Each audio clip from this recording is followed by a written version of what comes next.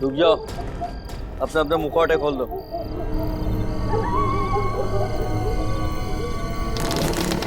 जाओ अंदर।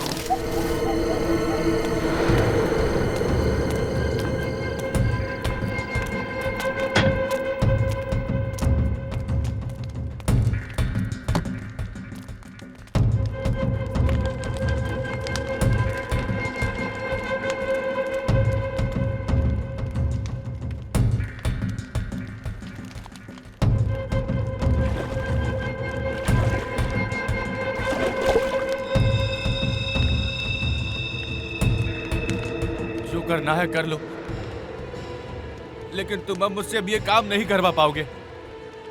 ये इंसानियत नहीं है, हैवानियत का काम है। तुम लोग मानव नहीं, दानव हो। दानव हो तुम।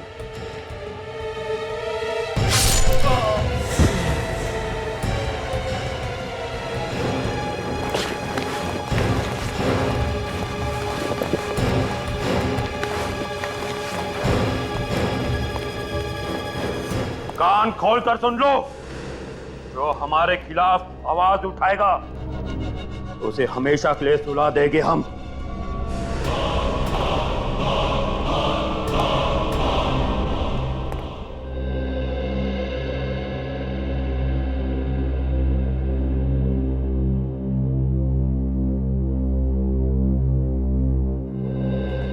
इतना क्या मेकअप करती हो रिया?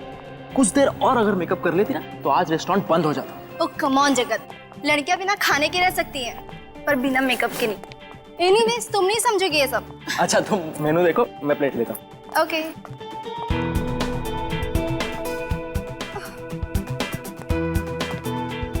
ये कितना ऑयली है, मैं नहीं खाऊंगी ये सब। रिया थोड़ा खाने से कुछ नहीं होता है। नहीं, मुझे तो अपना 6 किलो वेट और कम करना है। एक काम करती हूँ, मैं सूप ले लेती हूँ। मैडम जी इतनी डाइटिंग करोगी तो एक दिन हवा में गायब हो जाओगी। ठीक है, तो ये क्रैब सूप है, वो ले लो। ठीक है? ओके। उफो, यहाँ तो सूप बॉल ही नहीं है। सॉरी मैम, एक मिनट प्लीज। Thank you.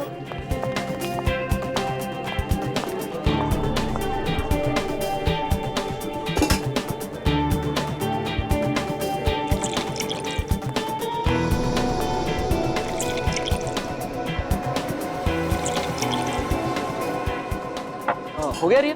हाँ हो गया। चलो, कह रही थी तुम्हारे दीदी का कॉल आया था। दीदी का नहीं, मामा का फोन आया था। अच्छा मम्मा का कॉल था। हाँ तो रिया क्या कह रही थी तुम्हारी मामा? अरे यार मैं तो तुम्हें बताना ही भूल गई। हाँ वो कह रही थी ना कि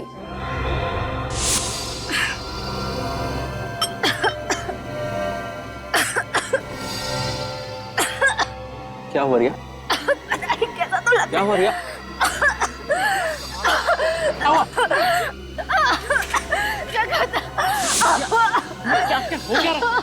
रिया, रिया संभालो अपने आप को रिया। रिया, रिया, रिया। खाना गले में तो नहीं अटक गया? खाना नहीं, ये तो क्रैब सूप पी रही थी।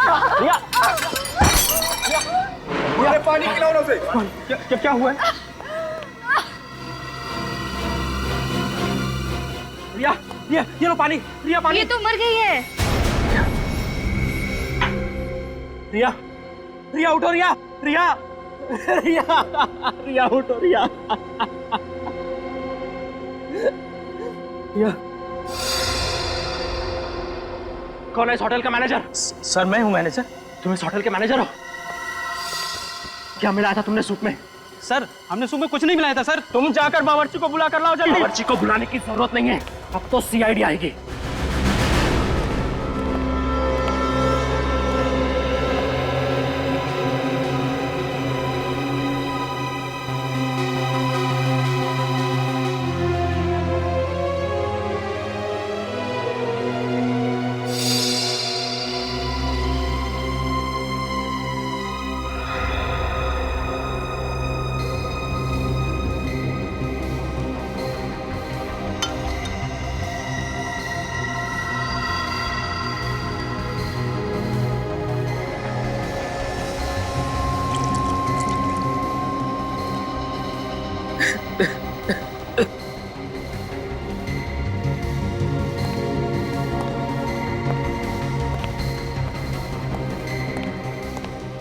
कैसे हुआ ये सब?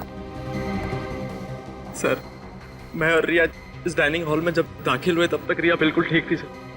जैसे ही उसने ये सूप पिया और कुछ ही पलों में उसे बेचैनी होने लगी और ये सब कुछ हो गया सर। रिया को इससे पहले भी ऐसा कभी कुछ हुआ था? नहीं सर। कोई पुरानी बीमारी? नहीं सर, रिया बिल्कुल तंदुरुस्त थी सर।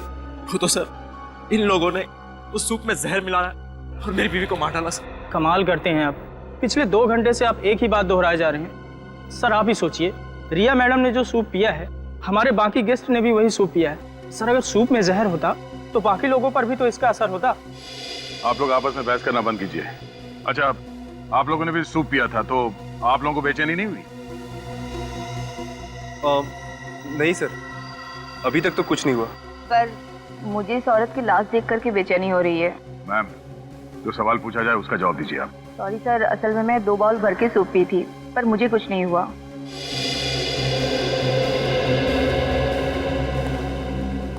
हाँ बुरी, कुछ पता चला? सर पूरी बॉडी अच्छी तरह से चेक कर, बॉडी में जहर का कोई सिम्टम नहीं है सर। कोई सिम्टम नहीं है? कुछ समझ में नहीं आ रहा।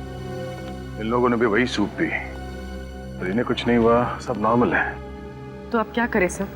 डेड बॉडी को फोरेंसिक भेज दूं? तो जिसने ये सूप बनाया उससे मिलते हैं। इस होटल का रसोई घर चेक करते हैं।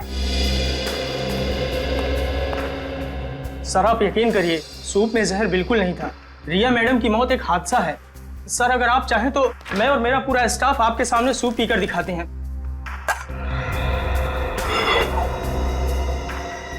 मैं आप लोगों को एक आखिरी मौका देता हूँ, सच बताओ, हाँ? क्या सूप में जहर था? नहीं साहब, सूप में जहर नहीं था। सब सूप मैंने ही बनाया था सर। जब से ये रिसोर्ट शुरू हुआ है तब से मैं यहाँ काम कर रहा हूँ सर। कभी भी किसी भी गेस्ट के साथ ऐसा हादसा नहीं हुआ सर। फिर मैं किसी गेस्ट को क्यों मारूंगा सर? सर अंदर कोई जहरीली चीज नहीं मिली। आप सब लोग एक बात कान खोल के सुन लो। अगर आप में से किसी ने भी कोई चालाकी की, किसी भी चीज को हिलाने की या मिटाने की कोशिश की, तो माफी मांगने के लायक नहीं रहोगे, समझे?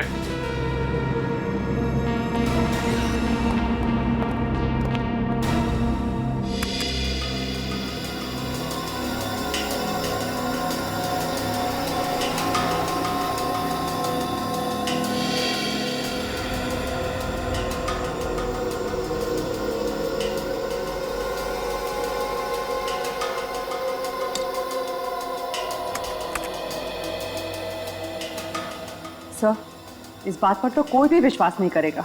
जानता हूँ तारिका, और खास तौर पर वो प्रद्युमन तो बिल्कुल विश्वास नहीं करेगा। उसे समझाने के लिए तो ये सब कुछ दोबारा से करना पड़ेगा। क्या समझाना चाहता था तू सारंगी?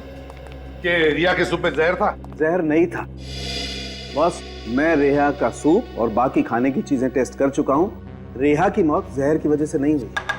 जहर की वजह से नहीं हुई तो फिर हुई कैसे मौत? एलर्जी से। एलर्जी से? हाँ बॉस।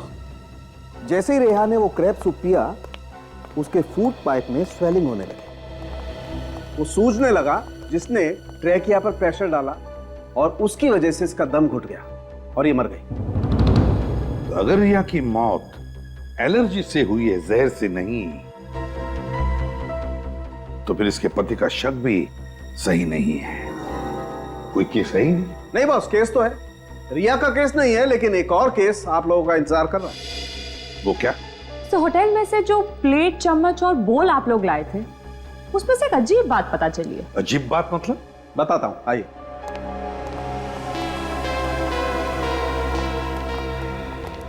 बॉस ये चम्मच सेरेमिक का है और सेरेमिक 3000 डिग्री सेल्सियस पे पिघलने लगता है। अब मैं इसे हाई टेम्परेचर बीम पर तोड़ता हूं। लेकिन सर आप इसे तोड़ना क्यों चाहते हैं? क्योंकि ये ऊपर से सेरेमिक का है, इसके अंदर कुछ और है।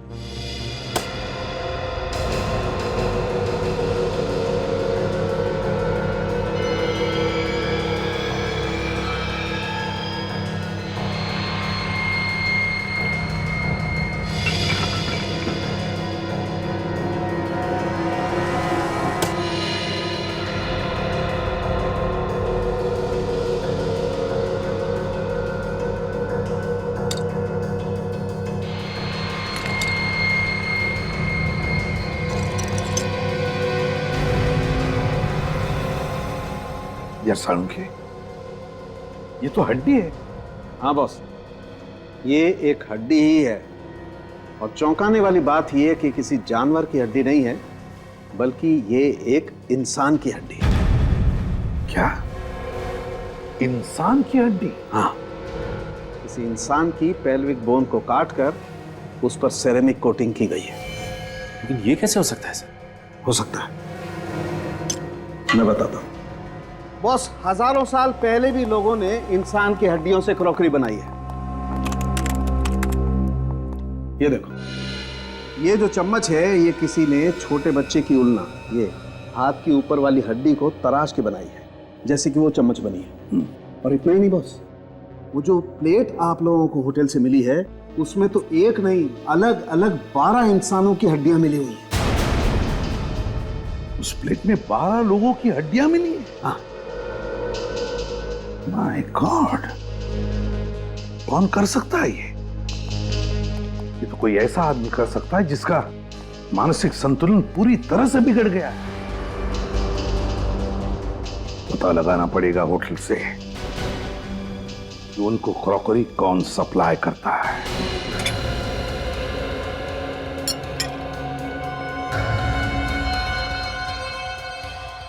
क्या सर, ये क्या बोल रहे हैं? इंसानों की हड्डियों से बने हुए बर्तन?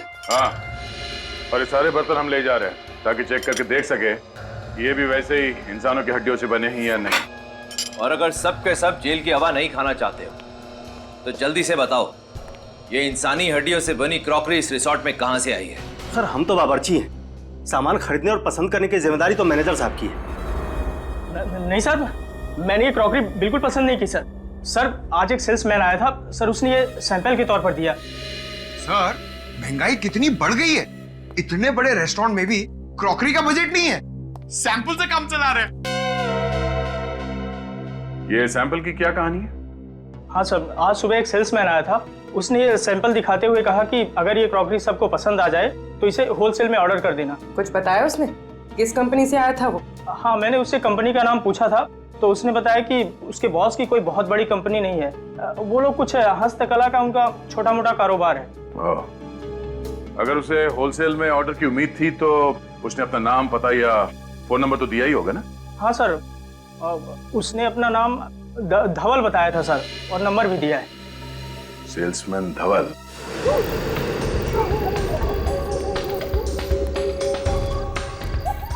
सर, ये रहा धवल का घर। मोबाइल कंपनी वालों ने यही एड्रेस बताया था। मेरा शक सही निकला, धवल है ही नहीं यहाँ पे। साहब, आप लोग धवल से मिलने आए हैं क्या? धवल के रिश्तेदार हो क्या आप लोग? जी नहीं, हम लोग सीआईडी से। बाबा रे बाबा, सीआईडी से? देखा, मुझे मालूम था कि वो एक नंबर का लफड़ेबाज है। ऐसा क्यों?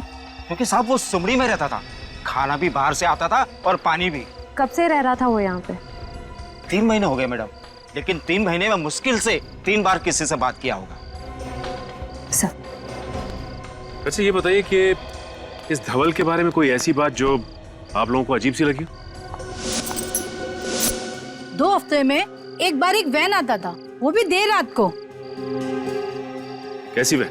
वो तो मालूम नहीं साहब, लेकिन वो वैन यहाँ घर के सामने आकर खड़ी रहती थी। यहाँ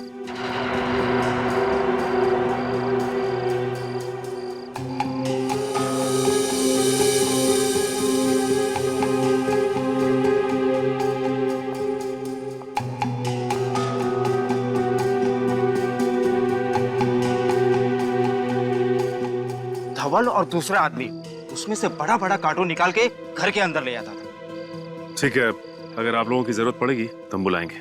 आप लोग यहीं रुकिए। जी। क्या हो श्रेया, कुछ मिला क्या? सर ये देखिए, शायद धवल की फोटो है ये। धवल की फोटो? इस फोटो को देखिए, क्या यही धवल है? हाँ साहब, यही धवल है।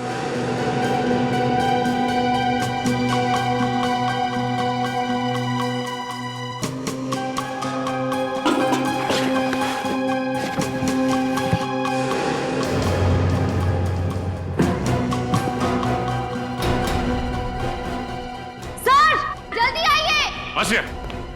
सर! My God!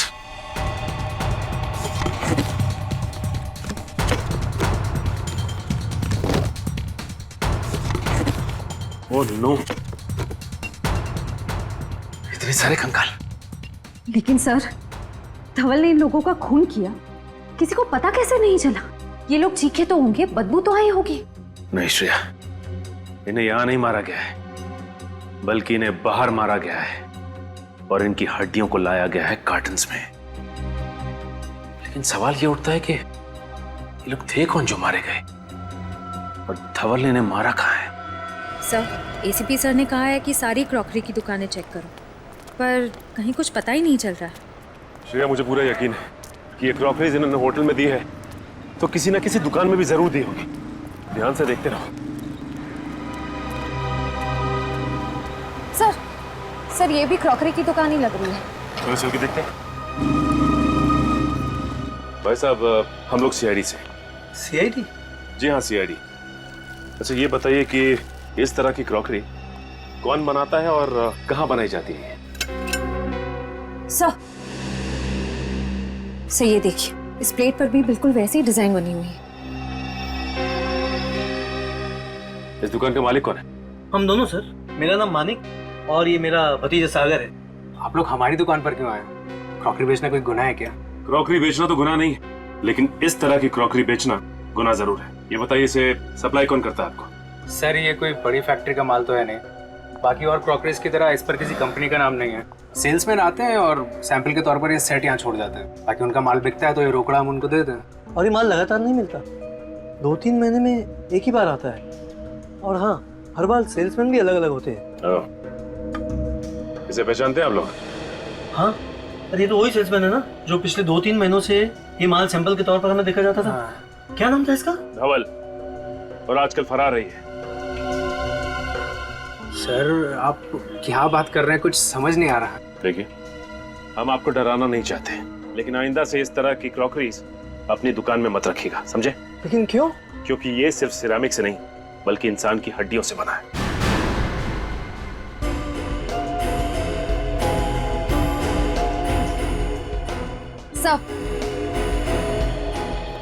सर, ये देखिए, वैसी ही प्लेट है और वैसा ही बोल है।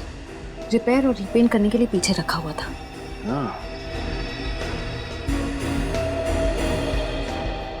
भाई साहब, इसे रिपेयर और रीपेंट आप किससे और कैसे करवाते हो?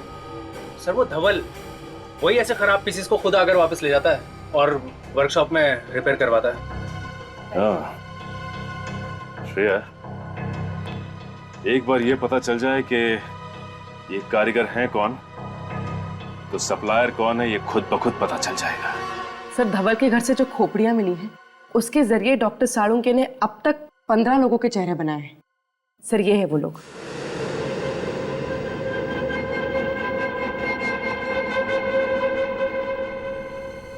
सर, ये सारे लोग लावारिस हैं और इनका कोई भी रिकॉर्ड हमारे पास नहीं। ढोल कहाँ रहता था? सर, दहीसर के पास किसी रजाना गांव में। दहीसर के पास किसी रजाना गांव में?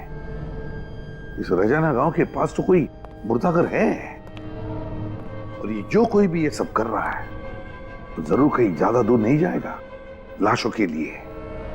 रजाना गांव के पास के मुर्दाघर से ही लाशें उठाई होंगी उसने। पता लगाओ इस मुर्दाघर से। उस समय से मुझे ऐसा लग रहा था कि मुर्दाघर से कुछ लाशें कम हुई है, लेकिन जब आपने कंकाल की मदद से बने हुए चेहरे दिखाए तब मुझे यकीन हुआ। आप यहाँ के एडमिनिस्ट्रेटर हैं, आपके नाक के नीचे लाशें गायब हो रही हैं, आपको पता नहीं चल रहा है? मुझे अपने स्टाफ पर जरूरत से ज्यादा विश्वास था। गलती मेरी है सर। ये मैं देख के भाग क्यों गया? पता नहीं। हमारे बारे में से कुछ बताया था क्या? सिर्फ इतना है कि सीआईडी गायब लाशों की इंक्वायरी कर रही है। दरवाजा खोलो।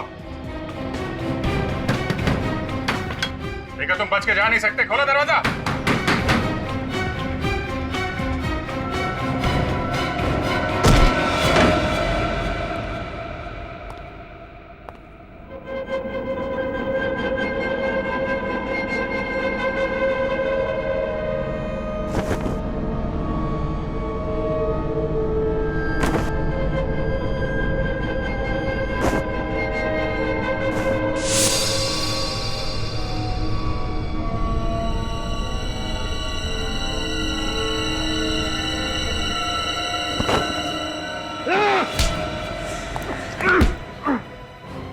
जिंदा रहने के लिए मुर्दों का सहारा ले रहा है?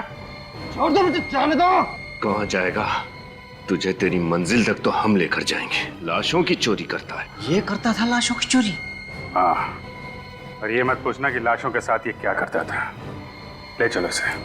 कुछ साबित नहीं कर पाओगे इंस्पेक्टर, कुछ भी नहीं।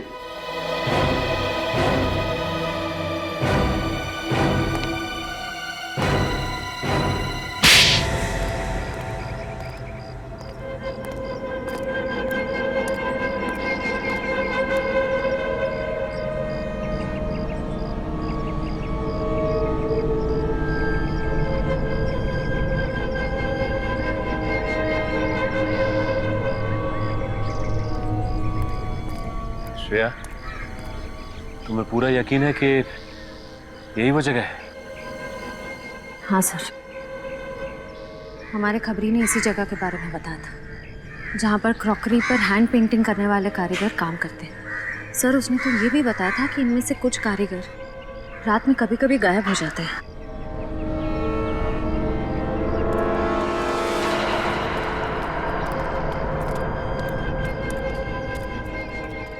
जी कहिए। हमें क्रॉकरी पे। देखिए मैम, हम क्रॉकरी नहीं बेचते। आपको शायद कुछ गलतफहमी हुई मैम। हम लोग तो बस यहाँ के कारीगर हैं और इसमें पेंटिंग करते हैं। हमें भी ऐसे कारीगर की तलाश है जो इस तरह की पेंटिंग कर सके। ये देखिए,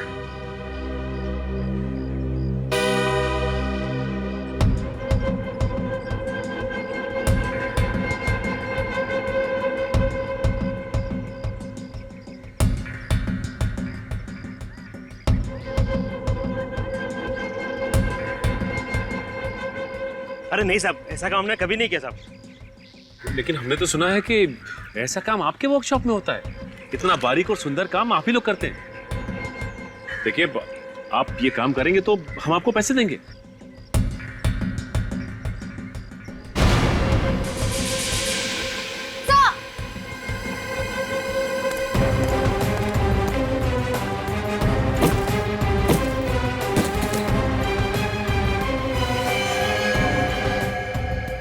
ये तो मर चुका है। रुक जाओ, गोली मार दूंगा मैं।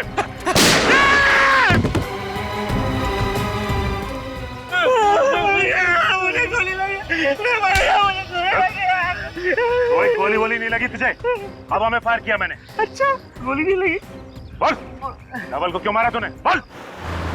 सर 5 घंटे से गाड़ी में बैठे हुए हैं sir. Ceramic crockery, ceramic flower vase, ceramic showpiece, ऐसी छोटी मोटी फैक्ट्रीज और वर्कशॉप में जा जाके हम लोग ने पूछताछ कर ली सर, कुछ नहीं मिला सर, और कुछ भी नहीं मिलेगा सर। तुम तो ऐसे बात कर रहे हो जैसे हम सीआईडी में सीआईडी वालों की मदद करने के लिए आए हैं। काम को लेकर इतना सीरियस होने की जरूरत नहीं। सर एसीपी सर को क्या जवाब देंगे? अरे भोले राजा, जवाब क्या देना है? कह देंगे सर मेहनत तो पूरी की थी लेकिन नतीजा टाइम पे। सर अगर ऐसी बात तो हम लोग गाड़ी में इतना लंबा क्यों आए सर? हम गए नहीं गए किसी को पता भी नहीं चलता था, क्योंकि ये फैक्ट्री और वर्कशॉप की लिस्ट सिर्फ हमारे पास है, ब्यूरो में किसी भी कॉप के पास नहीं है। थोड़ा नाटक, थोड़ी नौटंकी करनी पड़ती। देख, हमारे यहाँ आने का फायदा क्या है कि अगर सीआईडी के पुराने वफादार ऑफिसर्स में से किसी ने भी हमारे फोन को ट्रैक करके उसे क्रॉस चेक किया तो कम से कम ये तो पता लगेगा कि हम लोग यहाँ आए थे। कितने स्मार्ट है सर आप। कोई नया डायलॉग बोल। अच्छा, एक फैक्ट्री है ये 1978 से बंद पड़ी हुई है। वहाँ मिट्टी के बर्तन बनते थे, चल के वो भी देख लेते हैं। सर वहाँ भी कुछ नहीं मिलने वाले। मुझे बहुत भूख लग रही है, सीधा लंच खाने चलते हैं।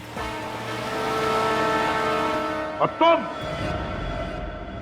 मुर्दाघर में लाशों की हिफाजत करने के बजाय उनका सौदा करते थे, हाँ या ना? हाँ सब किया था, लेकिन मैं तो सिर्फ लावारिस लाशों का ही सौदा किया करता था साहब, बस लावारिस लाशों का ही। धवल क्या करता था?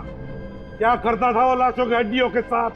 सर उसने बताया मेरा एक बॉस है, वो इस हड्डियों से दुनिया की सबसे बेहतरीन क्रॉकरी बनाना चाहता है साहब, दुनिया की सबसे बड़ी बेहतरीन। कौन है धवल का बॉस?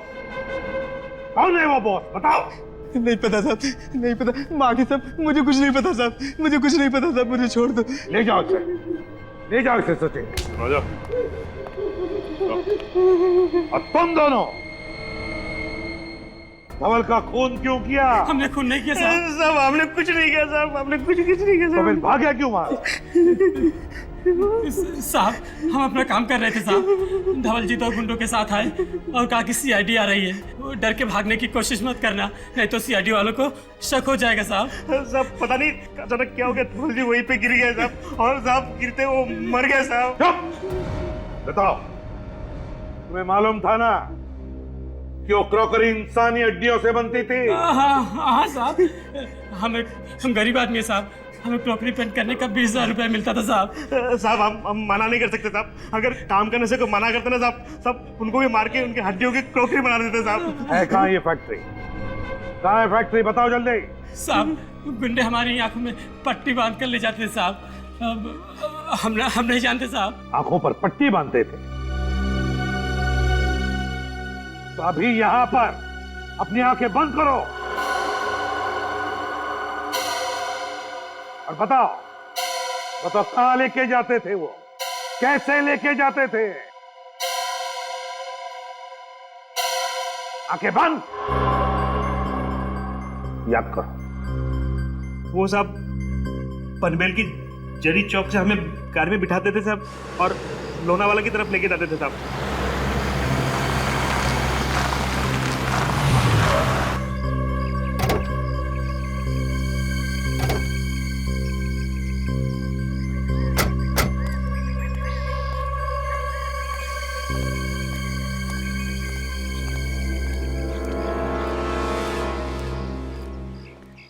सर दिखने में तो कितनी बड़ी फैक्ट्री लग रही है ना। अब चलें यहाँ से सर, मुझे बर्गर खाने का बहुत मन कर रहा है, और वैसे भी उन लोगों को मालूम पड़ जाएगा ना कि हम लोग यहाँ पे आए थे। अब जब यहाँ तक आ ही गए हैं तो अंदर भी देख लेते हैं। आ जा सर।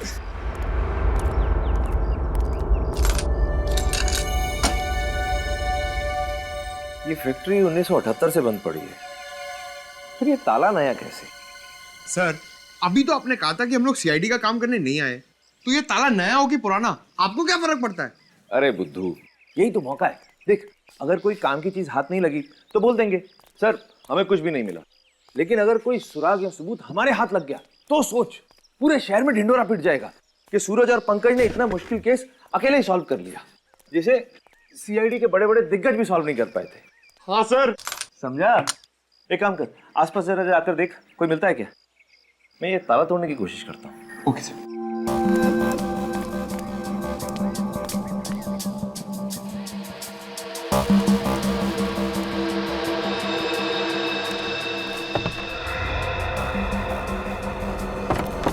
सर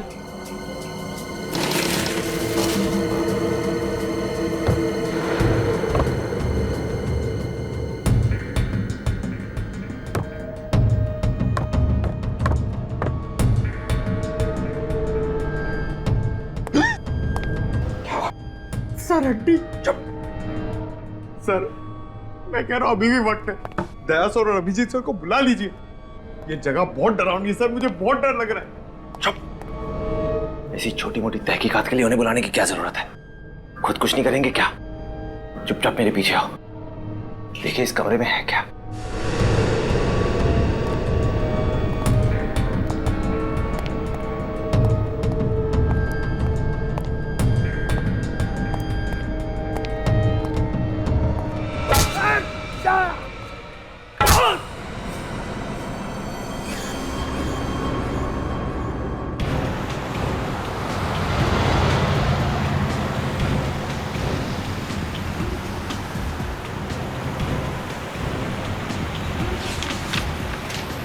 कारीगरों का कहना था कि पनवेल के जरी मार्केट से उनको उठाते थे, आंखों पे पट्टी बांधते थे और फिर लोनावाला की तरफ 20 से 25 मिनट तक लेके जाते थे गाड़ी में। सर और करीबन 10 मिनट के बाद गाड़ी दाहिने मुड़ जाती थी।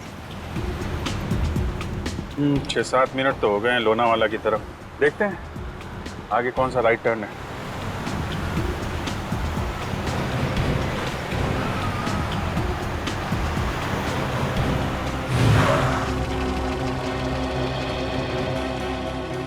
चिरंगी लेन, चिरंगी लेन, यही हो सकता है, इधर ले लो।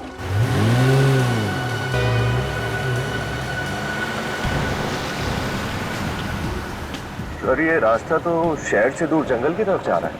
सर उम्मीद है कि उन कारीगरों का अंदाजा सही होगा। पूर्वी 6 महीने से लगातार उन लोगों को इसी रास्ते पे लेके जा रहे हैं। उनका अंदाजा गलत नहीं होगा कि सूरज और पंकज का भी मोबाइल आखिरी बार यहीं पे ट्रैक किया गया था। इधर ही चलो।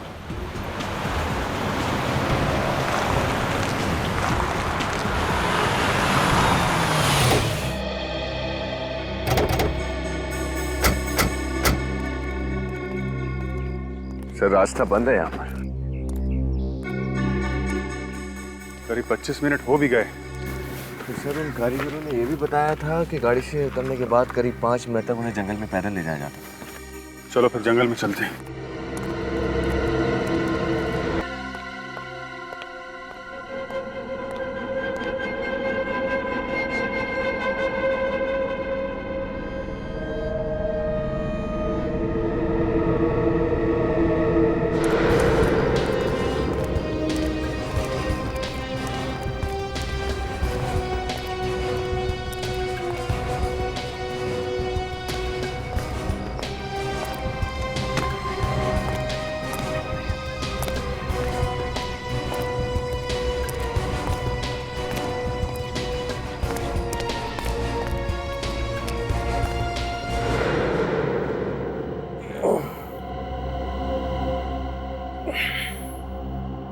पंकज, पंकज,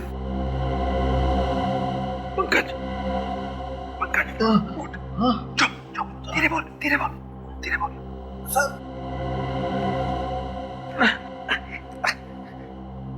सर मैंने आपसे कहा था ना दया सर और अभिजीत सर को बुला लेते, लेकिन आप मेरी बात सुनते ही नहीं। चुप कर, हर वक्त रोता रहता है। अरे रोग आती तो क्या करूंगा सर?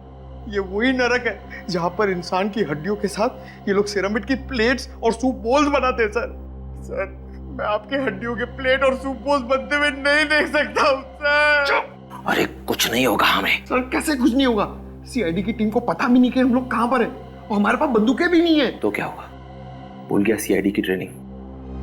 हम सीआईडी वालों को बंदूक नहीं हाथों से लड़ना भी सिखाया जाता है। और आज हम सिर्फ सीआईडी की इज्जत के लिए नहीं, अपनी जान के लिए भी लड़ेंगे। अभी सुन, ये मेरी पतलून को थोड़ा सा ऊपर कर। हाँ? पतलून को ऊपर कर। अरे पकड़ना इधर। और ये मोजे में से ये स्ट्रैप, हाँ, ये स्ट्रैप को पकड़। हाँ मेरा सब। हाँ चल ठीक है। हाथ में आ गया सर। अब देख क्या रहा है, काटना रस्सी। सर आप कितने स्मार्ट है सर। पुराना डायलॉग।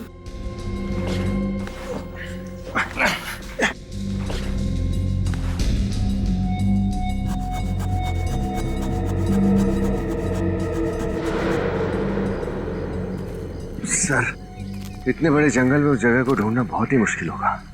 याद है उन कारीगरों ने कहा था ना कि जंगल में कुछ दूर चलने के बाद उनके शरीर पे पानी के छींटे पड़ते थे। सर यहाँ ना तो कोई नदी है ना ही कोई झरना। कुछ ना कुछ तो होना चाहिए।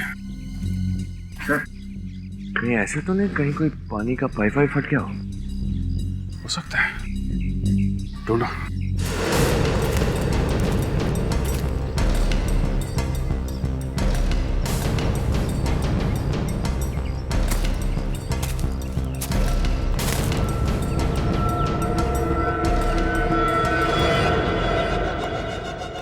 जा रहे शेरा, देख क्या उन दोनों सीआईडी ऑफिसर्स को।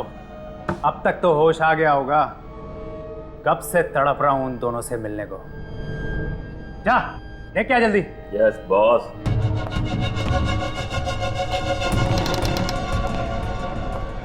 चल।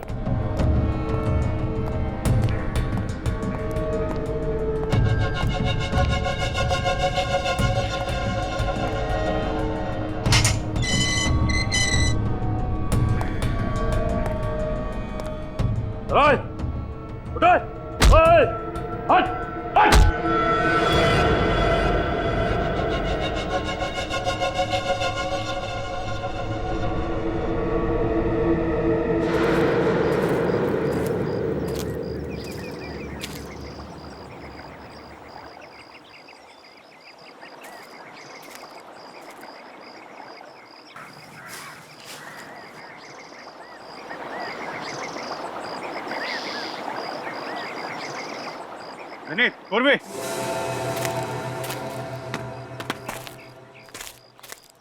यहाँ अंदर पानी का पाइप जा रहा है। हाँ सर।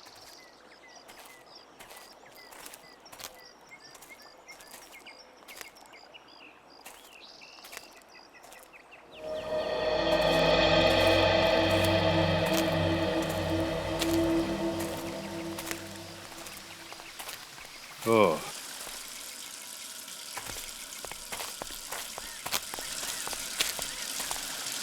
यहाँ पे पानी की पाइप फटी हुई है।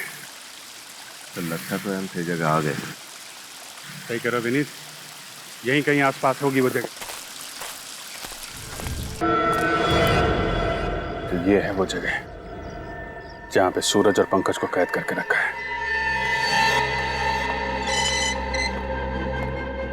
चल चल फटाफट।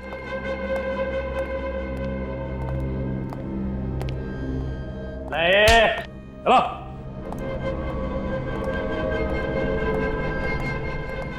चल चल अंदर चल।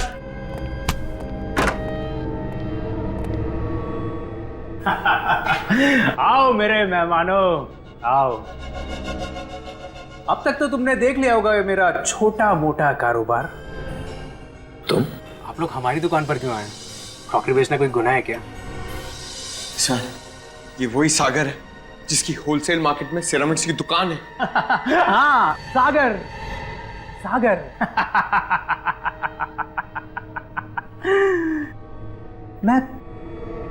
मैं प्यार का सागर हूं, दया और मानवता का सागर। दिल दरिया है मेरा। मैं तो सिर्फ एक समाज सेवक हूं। इंसानों का दिया इंसानों को ही लौटा देता हूं।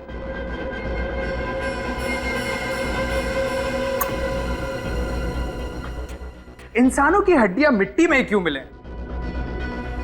इन हड्डियों से बर्तन क्यों ना बनाए जाएं? हैं?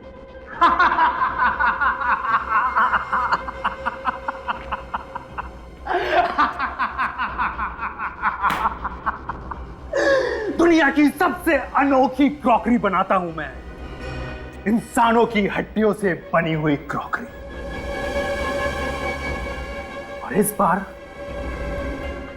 बार तो कुछ अनोखा डिजाइन करना होगा, कुछ स्पेशल, जिसमें सीआईडी अफसर्स की हड्डियां हो।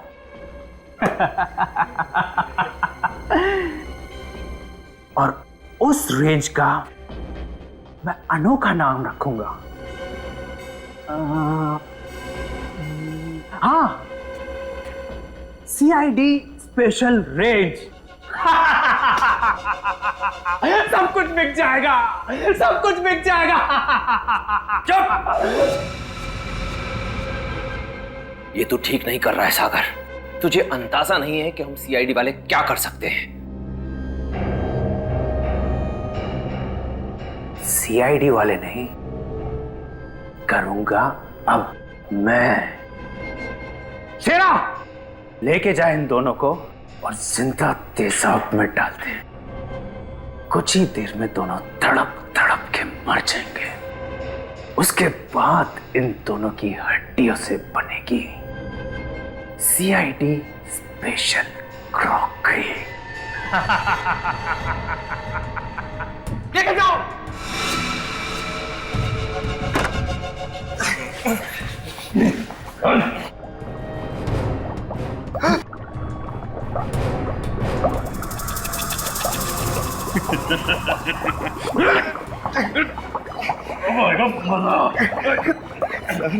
और बर्दाश्त नहीं हो रहा सर।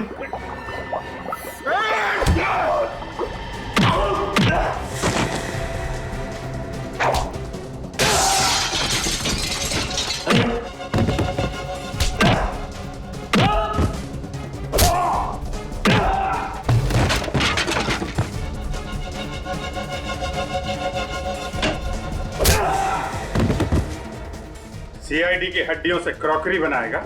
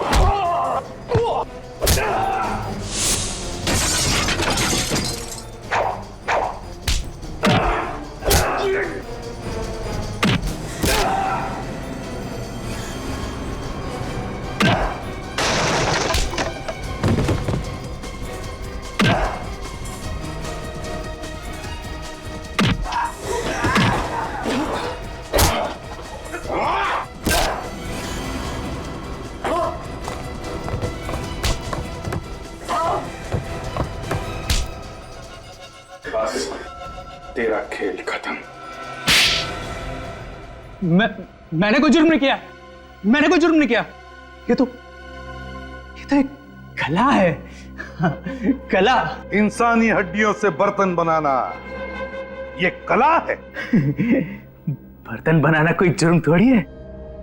मैं तो मुर्दा घर से सिर्फ उन्हीं लाशों को खरीदता था जो लावारिस होती थी, क्योंकि मैं नहीं चाहता था कि उन लाशों की हड्डियां जमीन में गलकर मिट्टी बन जाए। जब तुम्हारा काम मुर्दों की हड्डियों से चल रहा था तो फिर मासूम लोगों की जानें क्यों ली? जो भी मेरे रास्ते में आया, जिसने भी मेरे कारोबार में दखल देने की कोशिश की, मैंने उसकी जान ली।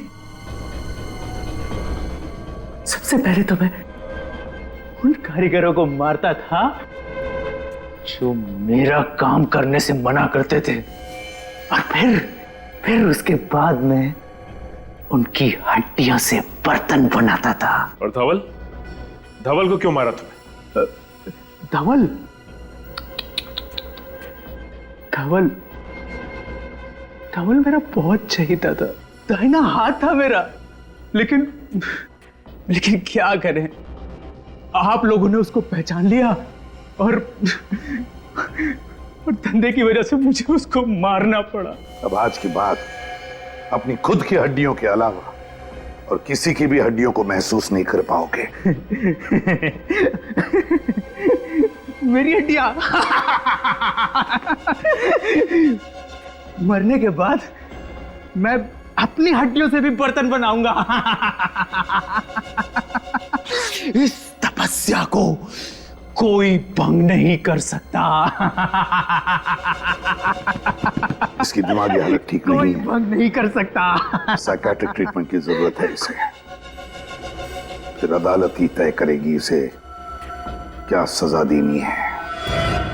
ले जाओ इसे।